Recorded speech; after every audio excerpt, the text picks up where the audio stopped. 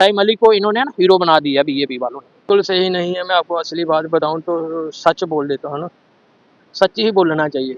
अगर पीएसए इसके ऊपर लग सकता है तो फिर जो लोग बीएमओ को गाली देते थे, आग लगाएंगे, गोली मारेंगे, जितेंद्र सिंह का नाम भी लिया था मीडिया के सामने, फिर उनके ऊपर पीएसए लगना चाहिए। फिर उनके ऊपर भी लगना चाहिए जो पीएसए जो संदूर हमला हुआ था, हमारी बेल्ट फोर्स आर्मी को बोलते थे, वो सोए हुए थे। वो बेल्ट फोर्स आर्मी हमारी रक्षा करती है, हमारे देश की रक्षा करती है, हम आराम से सोते हैं घर में, फिर उनके ऊपर भी लगना चाहिए पीएसए। ये जानबूझ के पीएसए लगाए, पीएसए उनके ऊपर भी लगना चाहिए। वो एक उनको बदनाम करते हैं, ये 2 नंबर का काम करते हैं, ये इनलीगल काम करते हैं, ये चिट्टे का काम करते हैं, पीएसए उनके ऊपर भी लगना चाहिए। फिर अगर सच्चाई है तो फिर उनके ऊपर भी लगना चाहिए पीएसए। ये सिर्फ जम्मू कश्मीर के अंदर मुझे लगता है ऐसे कि ये 2 कानून इस्तेमाल होते हैं। जो सच्चाई बात यही है, क्योंकि जम्मू कश्मीर के लोगों को कम से कम 100,000 करोड़ रुपया जड़ा लीफ मिलना चाहिए था जम्मू के लोगों को। अगर 80,000 करोड़ रुपया श्रीनगर अगर लीफ दे सकते हैं ये 2014 में, तो क्या जम्मू में लोग नहीं रहते हैं? अभी आने वाला समय जो आगे सर्दियों का मौसम आ जाएगा, जो लोग बाहर टेंटों में रुके हुए हैं, उनके छोटे छोटे बच्चे हैं, जिनके माल मवेशी मर गए हैं, वो लोग कहाँ जाएंगे? उन लोगों को लीफ देनी थी। इन्होंने बीएपी वालों ने ये एक मुद्दा बना लिया जानबूझ के कि लोगों का ध्यान उधर भड़काया जाए, लोगों की लीफ का कोई बात ना करे, लोगों को लीफ ना मिलनी चाहिए। ये सिर्फ इन्होंने एक इशू बनाया हुआ है, इसमें कोई बड़ी बात नहीं है। राणा साहब, जिस तरह मैंने पहले भी बोला था, क्योंकि ये एक टेस्ट किया गया जम्मू कश्मीर के अंदर कि ये टेस्ट पास होता है, जो इन्होंने कानून पास करने थे सेंटर में, लेकिन ये उल्टा हो गया, ये टेस्ट इनका पास नहीं हुआ। अगर पास हो जाता था तो इन्होंने ये इसकी आड़ में ये आड़ लेकर ये कानून पास करना था। लोगों का बहुत बड़ा दिल है, जो डोडा के लोगों ने महराई मलिक का साथ दिया। महराई मलिक के हक में नहीं हूँ मैं, अगर उसने गलती से कुछ उल्टी भाषा यूज कर ली है, लेकिन उसके बिहारी के छोटे छोटे बच्चे थे। अगर इंसाफ करना सबके लिए करना चाहिए। उनके 2.5-3 महीने की बच्ची है, वो बेरी रो रही है। अगर छोटी भी बात पे अगर पीएसए लगाना है तो फिर उसके ऊपर एफआईआर भी लग सकती थी। इतना तो बड़ा कोई इशू नहीं था जो इन्होंने बीजेपी एमएलओ ने बोले हुए हैं, जो भाषा ये भी इन्होंने भी इस्तेमाल की है, इनके ऊपर भी लगना चाहिए फिर पीएसए। इसकी आड़ में इन्होंने बहुत कुछ करना था, लेकिन ये इनका जो सोच थी, जो इन्होंने करना चाहते थे, वो फेल है। और महराई मलिक को इन्होंने ना हीरो बना दिया बीजेपी वालों ने। और लोगों ने, सुनो मेरी बात, 2022 में माता वैष्णो जो लोग डेथ हो गई थी, उनका जो इन्होंने कमेटी बढ़ाई थी 8 दिन के अंदर उसका जवाब देना था, इन्होंने आज तक नहीं दिया।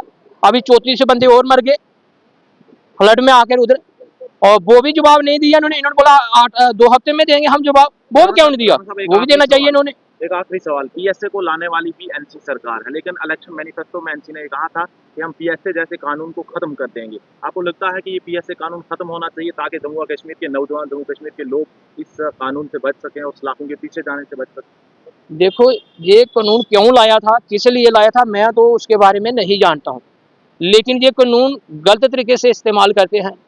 क्या पता उन्होंने क्या सोच रखकर वो कानून लाया था, तब वो भी लीडर थे और वो भी जानते होंगे क्यों लाया था ये कानून।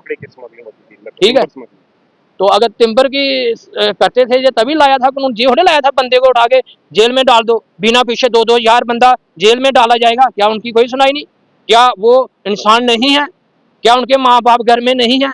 बिना दोष के लोगों को अंदर डाल देंगे तो फिर ये बड़ा मुश्किल है, ये तानाशाही हुई। जब हमारा जवाब हमारे जो एलजी साहब हैं उन्होंने देना चाहिए, उन्होंने लोगों को लीफ देनी चाहिए, उन्हें लोगों की मदद करनी चाहिए। अब जो जम्मू कश्मीर के अंदर कहर हुआ है ये सबको पता है, ये जानबूझ के जितने भी एमएलए हैं जम्मू कश्मीर के अंदर बीजेपी के, खासकर मैं बीजेपी की बात करूंगा, इन्होंने सेंटर में जाके बात करनी चाहिए, इन्होंने लोगों के हक की बात करनी चाहिए। इनको लोगों ने वोट दिए हुए हैं, इसलिए नहीं दिए मेरे भाई साहब। मैं इनके आगे हाथ जोड़ता हूँ, अगर आप जम्मू के सच्चे लोग हैं, हिंदू हैं, तो आप मोदी के पास जाओ, कम से कम 100,000 करोड़ रुपया उधर से लीफ लाओ, अपने लोगों को दो। हमारे लोग, कल बच्चे हमारे छोटे छोटे घर के अंदर नहीं रह सकते हैं, टेंटों में रह रहे हैं, वो सर्दियों में कहाँ जाएंगे? क्या उनके अंदर आत्मा नहीं है?